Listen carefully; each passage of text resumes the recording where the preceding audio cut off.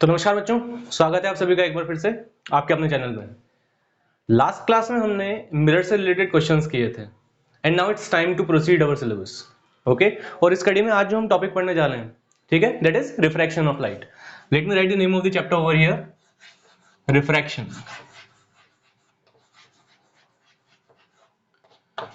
ठीक है साहब, रिफ्रैक्शन क्या होता है? ठीक है, और जहां तक मुझे पता है ना, आप लोगों ने वर्ड आपकी लोअर क्लासेस में सुना होगा। जहां तक मुझे याद आ रहा है 8th क्लास में आपका चैप्टर आता है। ठीक है, तो रिफ्रैक्शन की अगर मैं बात करूं तो आप इस वर्ड से यूज टू होंगे, और नहीं भी है तो अभी मैं आप लोगों को बता देता हूं। तो रिफ्रैक्शन की अगर मैं आप लोगों से बात करूं तो रिफ्रैक्शन क्या होता है, तो हमने देखा कि लाइट जब किसी एक मीडियम से जब किसी दूसरे मीडियम में ट्रेवल करती है साहब, तो वो अपना रास्ता बदल लेती है। ठीक, जो कि उसके नेचर के खिलाफ है। ठीक है, क्योंकि हमने लोअर क्लासेस में एक और प्रॉपर्टी पढ़ी है लाइट की, that is rectilinear propagation of light. ठीक है, late me write it over here. मैं यहां लिख देता हूं इस चीज को। ठीक है, रेक्टिलिनियर प्रोपोगेशन ऑफ लाइट। ठीक है, रेक्टिलिनियर का मतलब यहां पे होता है आपका एक स्ट्रेट लाइन में। Rectilinear propagation of light. ठीक है, तो लाइट एक स्ट्रेट लाइन में चलना पसंद करती है साहब। ठीक, तो ऐसा क्या होता है कि लाइट अपने नेचर को छोड़ के बेंड कर जाती है। तो जब आप ये रेक्टिलिनियर प्रोपोगेशन ऑफ लाइट पढ़ते हो तो इसके साथ आप एक वर्ड और जोड़ दीजिएगा कि it travels in a rectilinear path in an isotropic medium. ठीक है, मैं यहां लिख देता हूं। ठीक है, रेक्टिलिनियर पाथ में कब ट्रेवल करेगी? जब ये एक आइसोट्रोपिक मीडियम में रहेगी।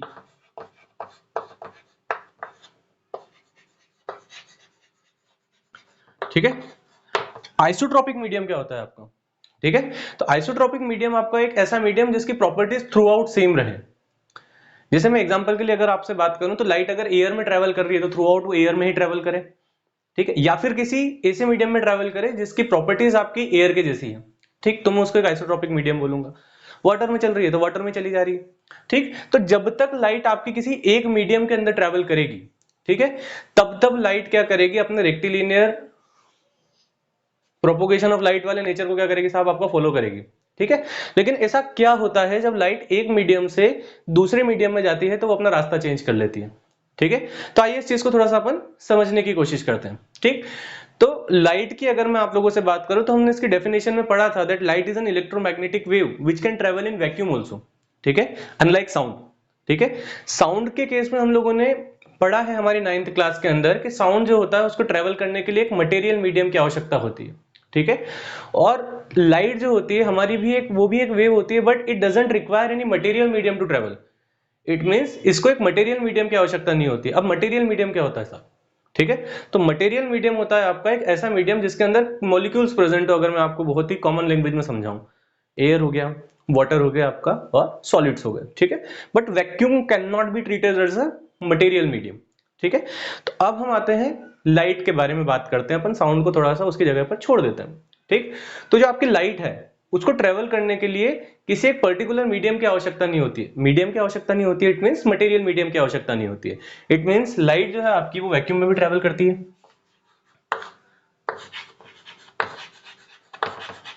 लाइट आपकी एयर में भी ट्रेवल करती है, लाइट आपकी वाटर में भी ट्रेवल करेगी, और लाइट आपकी ग्लास में भी ट्रेवल करेगी। तो एयर, वाटर और ग्लास से मैं क्या बोलूंगा कि तीनों मीडियम हो गए साहब आपके। कौन कौन से? सॉलिड, लिक्विड और गैस। और एक आपका वैक्यूम जो है वो मटेरियल मीडियम में आता ही नहीं, क्योंकि उसमें अंदर मॉलिक्यूल्स एब्सेंस होते हैं। ठीक है, लेकिन अगर मैं यहाँ पे थोड़ा सा आप लोगों को बात करूं तो स्पीड ऑफ लाइट की अगर मैं बात करूं आप लोगों से, ठीक है, तो यहां पर हमको एक चीज समझनी होगी कि क्या लाइट की स्पीड इन सारे मीडियम में एक जैसी है? ठीक है, तो अगर मैं आप लोगों से बात करूं तो लाइट की जो स्पीड है आपकी हर एक मीडियम में अलग अलग होती है। जैसे मैं अगर आप लोगों से बात करूं वैक्यूम के रिस्पेक्ट में, ठीक है, तो वैक्यूम के रिस्पेक्ट में लाइट होती है आपकी 3 इंटू 10⁸ मीटर पर सेकंड की स्पीड से चलने वाली। ठीक है, एयर में ही अगर मैं आप लोगों से बात करूं तो एयर के अंदर लगभग हम यही स्पीड लेके चलते हैं जो कि आपकी वैक्यूम में है। ठीक है, थोड़ा इससे कम होता है, but still we take the same speed in air also. लेकिन अगर मैं जैसे आपकी वाटर के बारे में बात करूं तो वाटर के अंदर इसकी स्पीड होती है 2.25 इंटू 10⁸ मीटर्स पर सेकंड। ठीक है, ये आपकी स्पीड ऑफ लाइट होती है किसके अंदर, आपकी वाटर के अंदर। और अगर मैं ग्लास की बात करूं तो ये घटकर कितने रह जाती है आपकी 2 × 10⁸ मीटर्स पर सेकेंड। ठीक है, तो एक चीज मुझे थोड़ी सी समझ में आती है यहाँ पर, और समझ में क्या आती है, समझ में आती है कि लाइट जब किसी एक मीडियम से दूसरे मीडियम में जाती है तो उसकी स्पीड चेंज होती है, जो कि आइसोट्रोपिक मीडियम के अंदर नहीं हो रही थी, क्योंकि वो थ्रू आउट एक ही मीडियम में ट्रेवल कर रही थी। इट मींस मैं इस लाइट की बेंडिंग का रिलेशन आपकी चेंज इन स्पीड के टर्म्स में निकाल सकता हूं। ठीक है, तो सबसे पहला जो रिफ्रैक्शन का फंडा है, ठीक है, जिसमें समझा जाता है कि लाइट बेंड क्यों करती है, तो उसका एक बहुत खूबसूरत सा जवाब यह है कि light has different speed in different media. ठीक है, मैं यहां लिख देता हूं, light has different speed in different media. ठीक है, ये तो मेरा एक बहुत किसी को समझाने वाला जवाब हो गया। अगर कोई मुझसे पूछता है ना कि रिफ्रैक्शन क्यों होता है, तो अब मैं बोल सकता हूं कि हाँ, लाइट में कुछ चेंजेस की स्पीड में कुछ चेंजेस होते होंगे, इसकी वजह से आपका रिफ्रैक्शन है साहब वो होता है। लेकिन अभी भी कोई मुझसे पूछ ले कि रिफ्रैक्शन लाइट में चेंज की स्पीड की वजह से क्यों होता है, then I will be a bit confused because I don't know right now कि ऐसा क्यों होता है। ठीक, तो सबसे पहले चलिए आइए इसको समझने की कोशिश करते हैं कि जब लाइट की स्पीड चेंज होती है तो ऐसा क्या होता है।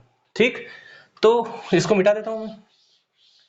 ठीक है, अब एक काम करते हैं, हम एक ऐसा मीडियम लेते हैं जिसमें इनिशियली लाइट आपकी ट्रेवल कर रही होगी, से एक ऐसे मीडियम में आएगी जिसमें उसकी स्पीड क्या हो जाएगी, आपकी चेंज हो जाएगी। अब इसको समझने के लिए हमको थोड़ा सा लाइट के वेव नेचर को समझना होगा। ठीक है, देखो एक चीज समझना कि लाइट जो होती है वो आपका अलग अलग नेचर शो करती है। ड्यूअल नेचर हमने पहले की लेक्चर्स में बात की है, जो डी ब्रॉय बता के गया था कि लाइट किसी एक टाइम पर रे के जैसा बिहेव करेगी और लाइट किसी एक टाइम पे आपकी वेव के जैसा बिहेव करेगी। तो अभी हम इस रिफ्रैक्शन को समझने के लाइट के वेव नेचर के बारे में समझते हैं। ठीक है, तो सपोज करो कि लाइट की एक वेव ऐसी इंक्लाइंड चली हुई आ रही है। ठीक है, अभी मैं बताऊंगा आपको कि ऑब्लिकली आ रही है इसका क्या मतलब है, will come to it later. ठीक है, तो आप मान के चलिए साहब कि लाइट की एक वेव ऐसे आती है। ठीक है, लाइट की वेव एक ऐसे आ रही है। ठीक है, this is the complete wave of light. ठीक है, और ये जो परपेंडिकुलर होगा, जो इसका डायरेक्शन बताएगा आपकी वेव का, दैट विल बी अ रे, ये आप लोग पढ़ चुके हैं। ठीक है, ये एक लाइन में ऐसा बना देता हूं आपकी, जो कि डिफरेंशिएट करेगी मेरे दोनों मीडियम्स के बीच में। तो मैं इनिशियली मान के चल रहा हूं कि लाइट मेरी काय में ट्रेवल कर रही है, एयर में ट्रेवल कर रही है, और एयर में मेरी स्पीड है साहब लाइट की कितनी, 3 × 10⁸ मीटर्स पर सेकेंड। ओके, अब एयर से मेरी लाइट जा रही है किसके अंदर, वाटर के अंदर, और वाटर में इसकी स्पीड घटकर हो जाती है लगभग 2.25 × 10⁸ मीटर पर सेकंड। देखो बहुत बड़ा चेंज नहीं है, बट चेंज है ना, चेंज इतना ज्यादा नहीं है बट है। ठीक है, अब हम इस चीज को देखें तो देखो आप एक चीज समझो कि लाइट आपकी ऐसी चली हुई आ रही है। ठीक है, अब इस लाइट को आप एक गाड़ी के जैसा समझो। ठीक है, जैसे गाड़ी चल के आती है, आपकी गाड़ी आ रही है ऐसी चलती हुई आ रही है साहब आपकी गाड़ी, और ये आपकी एक रोड है। ठीक है, यहां पे आपकी प्लेन रोड है जिसके ऊपर मैं एक काम करता हूं, यहां पे गाड़ी बना देता हूं। ठीक है, जैसे भी बनेगी वो गाड़ी समझ लेना आप लोग। ठीक है, पहले के टाइम वीडियो गेम में आती थी जिसमें आप बचाते थे उसको, समथिंग लाइक दैट ओनली। ठीक है, तो गाड़ी का जो ये वाले टायर्स हैं उसको इस रे के साथ एसोसिएट करो, और गाड़ी के जो ये वाले टायर्स है उसको इस रे के साथ एसोसिएट करो। ठीक है, अब जैसे ही गाड़ी आपकी उस मीडियम में ट्रेवल कर रही है जिसमें उसकी स्पीड ज्यादा है, इसका मतलब सपोज करो यहाँ पर एक रोड है। ठीक है, और यहाँ पे आ जाता है साहब आपका कीचड़। ठीक है, तो एक चीज तो समझेंगे हम कि एक रोड पे जो गाड़ी की स्पीड होगी वो काफी ज्यादा तेज होगी एज कंपेयर टू दैट कीचड़। ठीक है, तो लाइट आती है आपकी, और अब मैं गाड़ी की बात कर रहा हूं। ठीक है, तो गाड़ी आती है आपकी रोड से और टकराती है साहब यहां पर आकर, और ये वो पॉइंट होगा जहां पर इस वाले टायर की स्पीड हो जाएगी आपकी कम। लेकिन ये वाले जो टायर्स हैं आपके, ये वाले जो टायर्स हैं अपनी उसी स्पीड से ट्रेवल कर रहे होंगे क्योंकि अभी भी रोड में है। ठीक है, तो जैसे ही इस टायर की स्पीड कम होती है, वैसे ही ये टायर जब अपनी ओरिजिनल स्पीड में होते हैं, ये क्या करते हैं साहब, आपके एक टर्न ले लेते हैं, और आपकी गाड़ी जो है वो इस तरीके से मुड़ जाती है और फिर ऐसे ट्रेवल करना स्टार्ट कर देती है। ऐसा ही आपकी लाइट के साथ होता है। लाइट का ये पॉइंट अगर आप कंसिडर करो तो इसकी स्पीड पहले कम होगी एज कंपेयर टू ये वाला पॉइंट। ठीक है, तो लाइट जो होगी आपकी इनिशियली तो इस तरीके से चलेगी, लेकिन यहां पर आने के बाद लाइट क्या करेगी, जिसको ऐसा निकल जाना चाहिए था, ठीक है, अगर लाइट को कैसा चीज निकल जाना चाहिए था, ऐसा निकल जाना चाहिए था, लेकिन लाइट क्या करेगी, अब आपकी बैंड करेगी, तो आपकी लाइट कुछ इस तरीके से बैंड कर जाती है, ठीक है। और यही होता है आपका रिफ्रैक्शन, ठीक है, यही क्या होता है आपका रिफ्रैक्शन होता है, ठीक है। इस चीज को आप लोग सभी ध्यान रखिएगा, ठीक है, यही क्या होता है आपका रिफ्रैक्शन होता है, ठीक है, बेंडिंग यहां से होती है, ठीक है। ये क्या हो गया आपका लाइट बेंड, ये वाली ऐसे निकल जाती है, अदरवाइज ये वाली ऐसे निकल जाती है, अब आपको बेंडिंग देखने को मिल रही है, that is what refraction is all about, ठीक है। इसका बेस्ट एग्जांपल मैं आपको एक और देता हूं कि अगर आपके दो चलने वाले ऑब्जेक्ट्स के बीच में स्पीड का डिफरेंस हो तो आपको कर्व देखने को मिलेगा या नहीं मिलेगा, ठीक है। तो मैं आप लोगों को बेस्ट एग्जांपल देता हूं, जो प्रकार आपके पास होता है जिससे आप सर्कल ड्रॉ करते हो, ठीक है, उसका आप कुछ इस तरीके से यूज करो कि उसका एक एंड जो है आप कॉपी में गड़ा दो, उसकी स्पीड कितनी हो गई साहब आपकी 0 हो गई, और दूसरे वाले एंड को आप स्ट्रेट चलाओ, ठीक है, तो क्या वो स्ट्रेट चलेगा, डेफिनेटली नहीं चलेगा, वो कैसा चलेगा, आपके कर्व के फॉर्म में ही चलेगा, ठीक है। तो अगर एक की स्पीड आपने 0 कर दी तो आपको हर पॉइंट पे क्या देखने को मिलता है, कर्व देखने को मिलता है। उसी तरीके से आप यहां पे इस चीज को अज्यूम करो कि इसकी स्पीड अगर कम हो गई और इसकी स्पीड ज्यादा है तो गाड़ी क्या करेगी, आपकी ड्रिफ्ट कर जाएगी, जैसा कि हम देखते ही हैं। उसी तरीके से लाइट भी क्या करती है साहब, आपकी बैंड कर जाती है, और इसी को हम क्या नाम देते हैं, आपका रिफ्रैक्शन नाम देते हैं, ठीक। अब ये जो लाइन है जो मैंने यहां बना रखी है, इस लाइन को क्या बोला जाता है, ठीक है। तो यही लाइन आपकी रिस्पॉन्सिबल है, ये लाइन आपकी सेपरेट कर रही है इन दोनों मीडियम को, और इस लाइन को बोला जाता है साहब आपका इंटरफेस, इसको क्या बोला जाता है, इंटरफेस बोला जाता है, ठीक है, ओके। तो जो आपका रिफ्रैक्शन होता है वो कहां होता है, इंटरफेस के ऊपर होता है, तो ये चीज आप लोग सभी काफी अच्छे से ध्यान से समझ लें, ठीक। अब मुझे एक चीज पता चल गई कि लाइट बेंड क्यों करती है ना। तो ये तो मैं पहले ही पढ़ चुका था कि जो लाइट है उसकी स्पीड जो है वो अलग अलग मीडियम में अलग अलग होती है, इस वजह से आपका रिफ्रैक्शन होता है, लेकिन क्यों होता है वो मैंने अभी इस चीज को यहां पर देखा। अब मैंने आप लोगों से बोला था कि लाइट ऐसी चली हुई आ रही है तो ये बेंड करेगी, लेकिन सपोज करो कि लाइट आपकी बिल्कुल परपेंडिकुलर टू द प्लेन या परपेंडिकुलर टू द इंटरफेस चली आ रही है, तो क्या होगा। तो ये चीज भी देखते हैं अपन, काफी इंटरेस्टिंग है ना। इंटरेस्टिंग क्यों, ये अभी अभी समझ में आएगा अपने को। जैसे लाइट की जो वेव है अगर आपकी इस तरीके से आ रही है, ठीक है, ये आपकी लाइट की वेव इस तरीके से आ रही है, ठीक, तो both the point will come in contact with the interface at the same time. जो आपके दोनों पॉइंट्स होंगे वो इंटरफेस के साथ एक ही टाइम पे कांटेक्ट में आएंगे, and there speed will get slowed down at the same time. उनकी स्पीड भी जो कम होगी वो उसी टाइम पे कम होगी साहब। तो क्या होगा, ये जिस रेट से चलेगा आपका वो भी उसी रेट से चलेगा। बेंडिंग का कारण क्या था, एक की स्पीड कम हो जा रही थी दूसरे की नहीं हो रही थी, तो आपको बैंड देखने को मिल रहा था। लेकिन यहां पे क्या हुआ, यहां पे दोनों की स्पीड में एक साथ रिडक्शन होगा, इस वजह से आपको बैंड देखने को नहीं मिलेगा, इस वजह से आपको यहां पे रिफ्रैक्शन देखने को नहीं मिलेगा, ठीक है। तो एक चीज याद रखिएगा कि जब लाइट आपकी ऑब्लिकली इंटरफेस पे गिरेगी तभी आपका रिफ्रैक्शन पॉसिबल है। लाइट अगर आपकी परपेंडिकुलरली इंटरफेस के साथ 90 डिग्री का एंगल बनाती हुई अगर आपकी यहां गिर रही है तो उस केस में आपका रिफ्रैक्शन पॉसिबल नहीं है, ठीक है, नो रिफ्रैक्शन।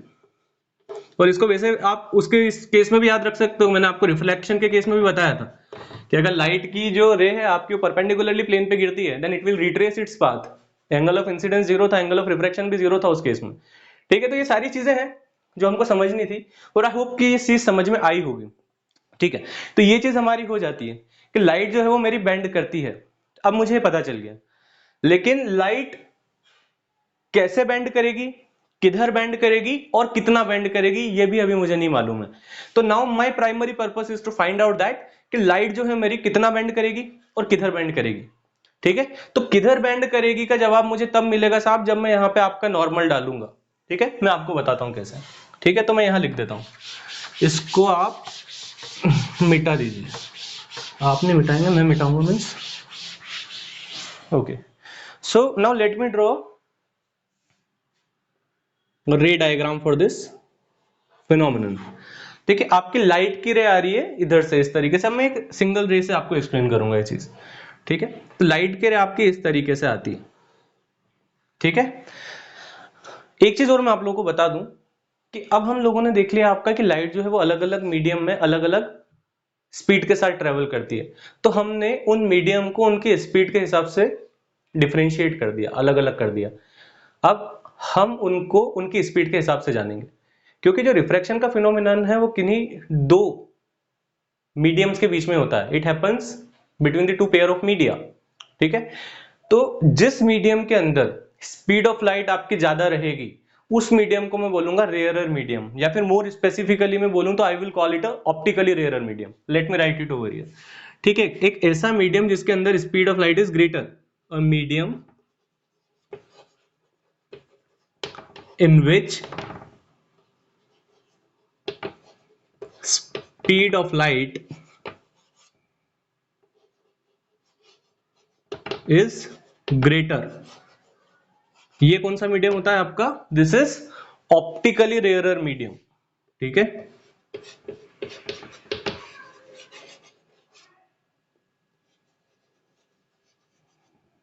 ठीक है, इस मीडियम को क्या बोलूंगा मैं? ऑप्टिकली रेयरर मीडियम बोलूंगा। और एक ऐसा मीडियम जिसके अंदर स्पीड ऑफ लाइट आपकी कम है, ठीक है, तो उसको मैं बोलूंगा आपको ऑप्टिकली डेंसर मीडियम। मैं वो लिख नहीं रहा हूं, आप याद रखिएगा ऑपोजिट में, ठीक है। That will be known as optically denser medium, ठीक है, जिसमें स्पीड ऑफ लाइट क्या है आपकी? लेस है। अब हम जब रिफ्रैक्शन का फिनोमिनन समझेंगे तो हम किन्हीं भी दो पेयर ऑफ मीडिया को लेंगे, ठीक है, या फिर एक पेयर ऑफ मीडिया को लेंगे, उसमें अपने आप ही आ जाता है कि दो मीडिया की बात हो रही है, ठीक है। तो मैं एक ले लेता हूं साहब आपका एयर, और एक में ले लेता हूं आपका वाटर। अब बेटा मुझे अगर ये समझना है कि लाइट किस तरफ मुड़ेगी, तो मेरे लिए प्राइमरी रिक्वायरमेंट होती है कि मैं यहाँ एक नॉर्मल डालूं इस पॉइंट के ऊपर जहां लाइट आपकी इंटरफेस के ऊपर स्ट्राइक कर रही है, ठीक है। तो मैं यहाँ पर एक नॉर्मल डालता हूं, ठीक है, ये मैंने यहाँ पे डाला एक नॉर्मल, ठीक है। अब अगर ये लाइट जो थी आपकी, जो इस इंटरफेस के ऊपर इंसिडेंट हो रही थी, सबसे पहले तो इसको मैं क्या बोलूंगा? मेरा इंसिडेंट रे, ठीक है, आई आर, ठीक। अब अगर ये नहीं मुड़ती बेटा तो आपकी सीधी निकल जाती लाइट की रे, it would have gone like this, ठीक है। लेकिन जब लाइट एक ऐसे मीडियम में होती है जिसमें उसकी स्पीड ज्यादा होती है, से उस मीडियम में आती है जिसमें उसकी स्पीड क्या हो जाती है? कम हो जाती है, तो वो नॉर्मल की तरफ मुड़ती है। तो ये ऐसे जाती, लेकिन अब कैसी मुड़ेगी आपकी? ये नॉर्मल की तरफ मुड़ेगी, ठीक है। तो ये वाली जो रे होगी बेटा मेरी, this ray will be known as the refracted ray, sorry, इस रे को क्या बोलेंगे हम? रिफ्रैक्टेड रे बोलेंगे, ठीक है। एंगल्स की भी बात कर ही लेते हैं, है ना। तो जो नॉर्मल के साथ आपका एक एंगल बनेगा, that will be angle of incidence, और रिफ्रैक्टेड रे का नॉर्मल के साथ जो एंगल बनेगा that will be known as angle of refraction. इसमें क्या होगा आपका? एंगल ऑफ रिफ्रैक्शन होगा, ठीक है। अब दो चीज आप समझो यहां पर, है ना। जब लाइट नॉर्मल की तरफ मुड़ेगी आपकी, तो यहां देखो एंगल ऑफ इंसिडेंस की वैल्यू आपकी एंगल ऑफ रिफ्रैक्शन से ज्यादा होगी। ऑब्जेक्टिव के क्वेश्चंस में पूछा जा सकता है। आपको ऐसा क्वेश्चन दे दिया कि अगर आपका angle of incidence angle of refraction से ज्यादा है, ठीक है, तो उस केस में लाइट किस तरफ मुड़ेगी, ठीक है। तो what will be your answer कि जब आपका angle of incidence angle of refraction से ज्यादा है तो लाइट की रे किधर मुड़ रही है साहब? आपकी नॉर्मल की तरफ मुड़ रही है। अब एक काम करें, यहां पे इस रे को वाटर से वापस कहां निकाल दें? अपन एयर में निकाल दें, ठीक है। So initially air is a rarer medium, rarer से कहां गई? वाटर में। Water is a denser medium as compare to the air. तो मैं क्या बोल सकता हूं बेटा कि लाइट जब आपकी एक रेयरर मीडियम से एक डेंसर मीडियम में जाएगी तो वो नॉर्मल की तरफ मुड़ेगी, ठीक है, it will bend towards the normal. Okay, तो ये चीज मुझे समझ में आ जाती, ठीक है, आई am getting this thing. Okay, अब क्या होगा जब लाइट एक डेंसर मीडियम से एक रेयरर मीडियम में जाए, ठीक। तो again what I have to do, I have to just put a normal at this point. मैंने यहां पे नॉर्मल डाला, ठीक है। अब ये वाली जो रे है ये ऐसी सीधी निकल जाती है अगर ये आपकी डिविएट नहीं होती, ठीक है। लेकिन मैं क्या देखता हूं कि जब लाइट एक डेंसर मीडियम से एक रेयरर मीडियम में जाती है तो वो नॉर्मल की तरफ मुड़ने की बजाय नॉर्मल से अवे चली जाती, ठीक है। It will band away from the normal. तो ये आपका नॉर्मल है, ये आपकी अनडिविएटेड रे होती, लेकिन it will band away from the normal and it will go like this, ठीक है। तो ये वाली जो रे है आपकी, जो दूसरी बार रिफ्रैक्ट हो रही है आपकी, this is known as the emergent ray. इसको क्या बोला जाता है? आपका इमर्जेंट रे बोला जाता है, ठीक है। इसको क्या बोला जाता है? इमर्जेंट रे बोला जाता है। और नॉर्मल के साथ आपकी जो ये इमर्जेंट रे एक एंगल बना रही है, this is known as angle of emergence, ठीक है। लिख देता हूं, ई क्या होता है आपका? Angle of emergence. एक्चुअल में इमर्जेंट रे भी आपकी एक रिफ्रैक्टेड रे ही है, ऐसा कुछ अलग नहीं है, ठीक है। अब इस केस में अगर आप देखो, जब लाइट एक डेंसर मीडियम से रेयरर मीडियम में जाती है, then in that case what will happen, angle of incidence will be less than the angle of refraction, ठीक है। तो अगर आपके एंगल ऑफ इंसिडेंस की वैल्यू एंगल ऑफ रिफ्रैक्शन से कम है, तो लाइट की रे कहां जाएगी, अवे फ्रॉम नॉर्मल, ठीक है, ये याद रखना। और इस वाले में टुवर्ड्स द नॉर्मल।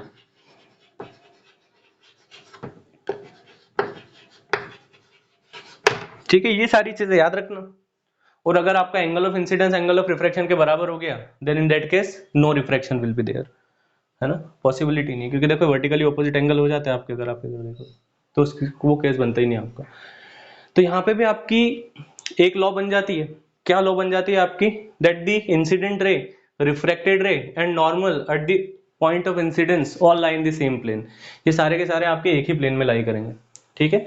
तो ये सारी चीजें जो रिलेटेड थी आपकी, ये रिलेटेड थी कि अब मैं ये जान चुका हूं कि लाइट जो है जब वो एक मीडियम से दूसरे मीडियम में जाएगी तो किधर मुड़ेगी, ठीक है। तो मैंने क्या समझा यहाँ पे कि अगर रेयरर मीडियम से डेंसर मीडियम में जा रही है तो नॉर्मल की तरफ मुड़ेगी, और अगर डेंसर मीडियम से रेयरर मीडियम में जा रही है then it will bend away from the normal, ठीक है। तो आई गॉट दिस पॉइंट, ठीक है, मुझे ये चीज समझ में आ गई।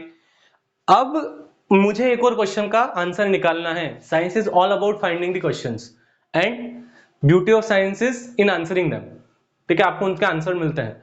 तो मुझे ये चीज समझ में आ गई कि लाइट बेंड करेगी तो किधर बेंड करेगी ये मैं जान गया हूं, लेकिन अब ये कितना बेंड करेगी आई डोंट नो, ठीक है। मुझे अब ये नहीं पता है कि लाइट कितना बेंड कर रही है, and I want to know that, मुझे ये चीज पता करनी है, ठीक।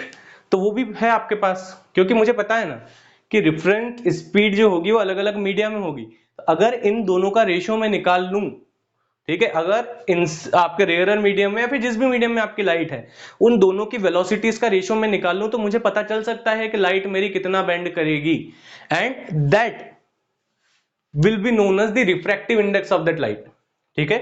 तो एक ऐसा मेजर, ठीक है, एक ऐसा इंडेक्स जिससे मैं बताऊं कि लाइट कितना बेंड करेगी, that will be known as refractive index, ठीक है। So we will come to this topic now कि आपका रिफ्रैक्टिव इंडेक्स क्या होता है, ठीक है।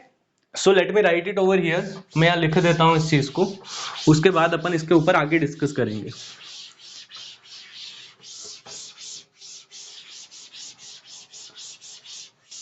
ठीक है, तो अगला जो टॉपिक है हमारा वो हमको ये बताएगा कि हमारी लाइट कितना बेंड करेगी, ठीक है। तो उसको क्या बोला जाता है, सबसे पहले that is known as refractive index. उसको क्या बोला जाता है आपका, refractive index. Okay, so what is refractive index, ठीक है। तो it is a physical quantity first of all because it is measurable, anything that is measurable is a physical quantity, ठीक है। तो रिफ्रैक्टिव इंडेक्स के टर्म में आप major कर रहे हो कि लाइट कितना बेंड करेगी। तो what is refractive index, it is a physical quantity that gives the measure of bending of light, ठीक है, जो आपको बताएगा कि आपकी लाइट कितना बेंड करेगी साहब, ठीक है। तो refractive index it is a physical quantity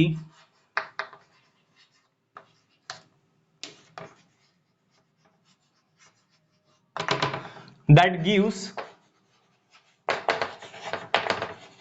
measure of bending of light। अब इस चीज को हम थोड़ा सा समझने की कोशिश करते हैं। देखो एक चीज समझो कि लाइट जब आपकी एयर से वाटर में जाएगी, ये नॉर्मल डाला, ये आपकी बैंड का है, ठीक है। और एक केस में लेके चलता हूं जहां पे लाइट आपकी जा रही है एयर से ग्लास में,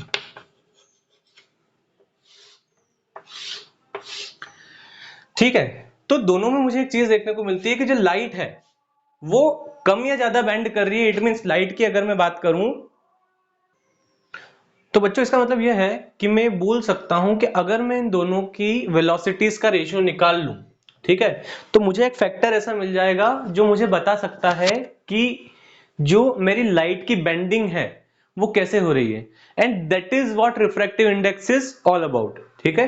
तो रिफ्रैक्टिव इंडेक्स को एक तो हम स्पीड के रेशियोज की टर्म्स में मेजर करते हैं, और एक बाद में हम जब आगे देखेंगे तो हमको पता चलेगा कि एंगल की टर्म्स में भी उसको मेजर किया जाता है। वो खैर अभी हम जब आगे प्रोसीड करेंगे then will see it. Okay, so refractive index सबसे पहले अगर हम बात करें तो किसका होगा, ठीक है।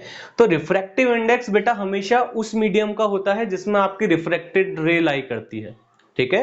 तो अगर आपकी रे एयर से वाटर में जा रही है, इट मींस अगर आपकी इंसिडेंट रे जो है वो एयर में लाई कर रही है और आपकी जो रिफ्रैक्टेड रे है वो वाटर में लाई कर रही है, then in that case refractive index किसका होगा, वाटर का होगा, ठीक है।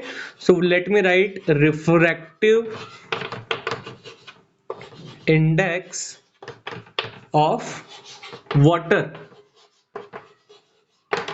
अब रिफ्रैक्शन आपका हु किसकी वजह से रहा है, ठीक है। तो बेटा रिफ्रैक्शन आपका हो रहा है एयर की वजह से। अगर आपकी लाइट एयर से वाटर में आती नहीं तो आपका रिफ्रैक्शन होता ही नहीं, ठीक है। तो रिफ्रैक्टिव इंडेक्स है वाटर का, किसकी वजह से, आपकी लाइट के एयर में होने की वजह से, ठीक है। तो जिसकी वजह से आपका रिफ्रैक्शन होता है उसको मैं यहां लिखता हूं विथ रिस्पेक्ट टू के साथ, ठीक है। तो refractive index of water with respect to air, ठीक है। तो इसको हम इस तरीके से लिखते हैं और रिफ्रैक्टिव इंडेक्स को एन के साइन के साथ डिनोट किया जाता है और जब आप आगे जाएंगे तो आपको पता चलेगा न्यू के साइन के साथ भी डिनोट किया जाता है, ठीक है। अभी हम आपकी बुक के हिसाब से चलते हैं, यहाँ पे एन से इंडिकेट किया हुआ है, ठीक है। तो जिस भी मीडियम का रिफ्रैक्टिव इंडेक्स होता है उसको हमेशा एन के पास लिखा जाता है। इट मींस किसका रिफ्रैक्टिव इंडेक्स निकालना है हमको, वाटर का। तो ये आएगा आपका एन डब्ल्यू और किसकी वजह से हो रहा है, विथ रिस्पेक्ट टू के बाद का जो है वो हमेशा आपका कहाँ आता है, जिसका रिफ्रैक्टिव इंडेक्स होता है उसके पीछे, ठीक है। लिखने के अलग अलग तरीके हो सकते हैं, ठीक है। कई जगह आपको ये इस तरीके से देखने को मिल सकता है, ठीक है। कई जगह आपको ये इस तरीके से देखने को मिल सकता है, कई जगह आपको ये इस तरीके से देखने को मिल सकता है, लेकिन इससे कोई ज्यादा खास फर्क नहीं पड़ता। अगर आप W की लोकेशन देखोगे तो सब में सेम है, ठीक है। तो तरीके होते हैं सब अपने अपने लिखने के, आपको जो भी अच्छा लगे, ठीक है। It is up to you, ठीक है, सारे सही हैं, ठीक। तो रिफ्रैक्टिव इंडेक्स किसका है आपका, वाटर का, किसके रिस्पेक्ट में, एयर के रिस्पेक्ट में, ठीक है। तो अब हमको रेशियो ऑफ वेलोसिटीज लेना है, ठीक है। तो सबसे पहले हम किन की वेलोसिटी का रेशियो लेंगे, आपकी जो वेलोसिटी थी वो जिस मीडियम में थी जिसकी वजह से रिफ्रैक्शन हो रहा है, that is velocity in air, upon क्या हो जाएगा, रिफ्रैक्शन होने के बाद जो आपकी वेलोसिटी में चेंज हुआ, that is velocity in water, ठीक है। ये मैंने आप लोगों को वाटर और एयर की टर्म्स में समझाया, लेकिन अगर मैं आपको मीडियम 1 और मीडियम 2 के रिस्पेक्ट में अगर इसको समझाऊं, कॉमनली अगर मैं समझाऊं, अगर मैं किसी एक मीडियम 1 को मानता हूं जिसमें मेरी इंसिडेंट रे लाई कर रही है और किसी एक मीडियम 2 को मानता हूं मैं जिसके अंदर मेरी रिफ्रैक्टेड रे लाई कर रही है ना। कौन सी रे लाई कर रही है, रिफ्रैक्टेड। तो मैं रिफ्रैक्टिव इंडेक्स को किस तरीके से लिखूंगा, refractive index of medium 2 with respect to medium 1, ठीक है। बराबर होगा किसके, velocity in medium 1 upon velocity in medium 2। तो इसको आप इस तरीके से याद रख लीजिएगा, एंड 2 1 1 2 2 1 1 2, ठीक है। तो ये मेरा लिखने का तरीका हो गया, ठीक है। अब जो आपका रिफ्रैक्टिव इंडेक्स होता है उसको मैंने दो पार्ट्स में डिवाइड किया हुआ है। एक को मैं बोलता हूं एब्सोल्यूट रिफ्रैक्टिव इंडेक्स और एक को मैं बोलता हूं रिलेटिव रिफ्रैक्टिव इंडेक्स, ठीक है। तो एब्सोल्यूट रिफ्रैक्टिव इंडेक्स क्या होता है, तो अगर आपकी लाइट की रे वैक्यूम से किसी भी मीडियम में ट्रेवल कर रही हो, ठीक है, अगर आपकी इंसिडेंट रे हमेशा वैक्यूम में लाई करेगी तो जिस भी मीडियम के साथ आप उसका रिफ्रैक्टिव इंडेक्स निकालेंगे that will be known as absolute refractive index, means refractive index of any medium with respect to vacuum is known as absolute refractive index। कारण क्या है, कारण यह है कि आप कोई सा भी मीडियम ले लीजिए जिसमें रिफ्रैक्शन हो रहा है, जब भी आप उसको वैक्यूम के साथ कंपेयर करेंगे, vacuum will always be the rarer medium, vacuum is always rarer. Vacuum क्या होता है साहब, आपका हमेशा रेयरर मीडियम होता है, ठीक है। तो जब भी किसी मीडियम के रिफ्रैक्टिव इंडेक्स को with respect to vacuum calculate किया जाएगा, then in that case I will say that refractive index is absolute. वो क्या होता है आपका, एब्सोल्यूट रिफ्रैक्टिव इंडेक्स होता है। बाकी जो बचे कुछ हैं उनको मैं बोलता हूं रिलेटिव रिफ्रैक्टिव इंडेक्स। कोई से भी दो मीडियम ले लीजिए अदर देन वैक्यूम, ठीक है। तो that will be known as relative refractive index, ठीक है। तो ये चीजें आप लोग याद रखिएगा, ठीक है। अब दो तीन चीजें हैं, अगर उनको हम समझ ले तो हमको न्यूमेरिकल करने में बड़ी आसानी हो जाएगी। ठीक है, वो मैं आप लोगों को यहाँ पे लिख के बता देता हूँ ताकि हम लोगों को समझ में आ जाए, आइडिया लग जाए। ठीक है, मैं यहाँ लिख के बताता हूँ ताकि चीजें हम लोगों के लिए और ज्यादा क्लियर हो जाए। तो आई होप इतना हमने जो पढ़ा है वो आप लोगों के दिमाग में थोड़ा बहुत उतरा होगा। ठीक है, प्रीवियस वीडियोस नहीं देखे हैं तो देख लीजिएगा, और ज्यादा दिमाग में उतर जाएगा। ठीक है, बाकी फिर आपकी मर्जी साहब। तो मैंने ये देखा कि अगर मैं refractive index of medium 2 with respect to 1 निकालता हूं, then I am getting the velocities in the ratio v1 upon v2। ठीक है, लेकिन अगर मैं इसका उल्टा करूं, ठीक है, लाइक अगर मेरा रिफ्रैक्शन हो रहा है मीडियम 1 के अंदर और इंसिडेंट रे है मेरी किसके अंदर, मीडियम 2 के अंदर। ठीक है, तो मैं इसको इस तरीके से लिखूंगा, refractive index of medium 1 with respect to medium 2। तो इसमें जो मेरा वेलोसिटीज का रेशियो आएगा that will B v2 upon v1, है ना। इसको याद भी रख सकते हो आप, इधर अगर 2 1 है तो इधर 1 2 हो जाएगा, इधर 1 2 है तो इधर 2 1 हो जाएगा। ठीक है, अब एक काम करते हैं, इन दोनों का मल्टीप्लीकेशन करते हैं।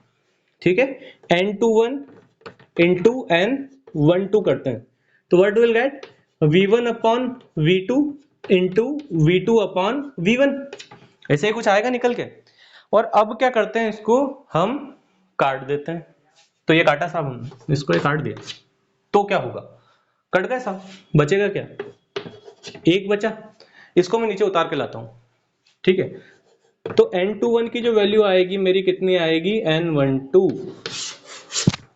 Okay, so what I can say, यहां से मुझे क्या पता चला, तो मुझे ये पता चला कि refractive index of medium 2 with respect to medium 1 is always equals to reciprocal of refractive index of medium 1 with respect to 2। Numerical में काम आएगा। ठीक है, refractive index of medium 2 with respect to 1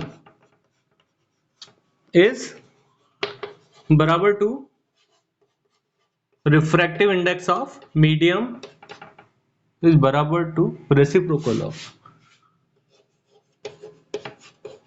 कई बार गलतियां हो जाती है ना, इंसान है तो आप गलतियां करेंगे, है ना, मिस्टेक्स आर इनएविटेबल ना, गलतियों से बचा नहीं जा सकता, सुधारा जा सकता है, we have corrected that. Equal to reciprocal of refractive index of medium 1 with respect to 2। तो ये चीज याद रखिएगा, अभी न्यूमेरिकल में जब कराऊंगा ना अभी आपको, तो आपको उसमें समझ में आ जाएगी ये चीज। तो एक ये रिलेशन आप याद रख लीजिएगा। तो दो फॉर्मूले मैंने पढ़ लिए यहाँ पे, n21 v1 upon v2 n21 equals to 1 upon n12। ठीक है, एक रिलेशन और हम यहाँ पे एब्सोल्यूट रिफ्रैक्टिव इंडेक्स की टर्म में भी निकाल सकते हैं। ठीक है, उसको भी अपन देखते हैं। और एब्सोल्यूट रिफ्रैक्टिव इंडेक्स को लिखने का जो तरीका होता है वो थोड़ा अलग होता है, अलग होता है। इसका मतलब ऐसा कुछ नहीं, उसमें बहुत ज्यादा कुछ रहता है। इट मीन्स अगर मैं किसी भी मीडियम का refractive index with respect to vacuum अगर लिखता हूं तो मैं उसको डायरेक्टली ऐसा भी लिख सकता हूं, वो इंप्लाइड होता है। इट मीन्स अगर मैं NW लिख रहा हूं तो ये इंप्लाइड है कि मेरा रेयरर मीडियम वैक्यूम ही है, मतलब विथ रिस्पेक्ट टू वैक्यूम ही चल रहा है। जैसे अगर मैं यहाँ NG लिख देता हूं तो NG मुझे क्या बताता है कि रिफ्रैक्टिव इंडेक्स क्या है मेरा, विथ रिस्पेक्ट टू वैक्यूम है ग्लास का। ठीक है, कुछ भी ले सकते हो आप। अगर आपका refraction with respect to vacuum हो रहा है तो आपको यहाँ पे V लिखने की जरूरत नहीं है, मेरा बोलने का तात्पर्य जो है वो आपसे ये है। ठीक है, तो यहां से V को आप हटा भी देंगे तो भी ये इंप्लाइड है, समझ में आता है कि रिफ्रैक्शन किसके रिस्पेक्ट में हो रहा है, आपका वैक्यूम के रिस्पेक्ट में हो रहा है। ठीक है, तो एक काम करते हैं, इन दोनों का मैं निकाल देता हूं, क्या, रिफ्रैक्टिव इंडेक्स किसके रिस्पेक्ट में, वैक्यूम के रिस्पेक्ट में। ठीक है, तो NW अगर मैं करूं यहां पर किसके, विथ रिस्पेक्ट टू वैक्यूम के, तो यहां क्या आ जाएगी, speed in vacuum upon speed in water, ऐसा ही आएगा। Speed of light in vacuum को मैं C से इंडिकेट करता हूं, E equals to mc square पढ़ा है आपने, C होता है आपका speed of light. Speed of light को C से इंडिकेट किया जाता है जिसकी वैल्यू होती है 3 × 10⁸ मीटर प्रति सेकंड, 3 × 10⁸ मीटर पर second, that is indicated by C। तो यहां मैं इसको इस तरीके से लिख सकता हूं, C अपॉन में क्या आ जाएगा आपका, speed in water, I can write it like VW। Okay, तो मैंने ये चीज देखी। अब मैं क्या करता हूँ, आपका रिफ्रैक्टिव इंडेक्स ऑफ ग्लास निकालता हूँ। अच्छा सा रिलेशन आएगा, समझेंगे। एनजी का मैं निकालता हूँ विथ रिस्पेक्ट टू वैक्यूम। तो एनजी भी कितना आ जाएगा मेरा, speed in vacuum upon speed in water. I hope chalk के फैलने से आपको देखने में कोई समस्या नहीं आ रही होगी, दिख तो रहा ही होगा। हाँ थोड़ा सा गंदा दिख रहा है बट दिख रहा है, वो ज्यादा जरूरी है। ठीक है, तो ये कितना हो जाएगा आपका यहाँ पे, C इंटू वीजी।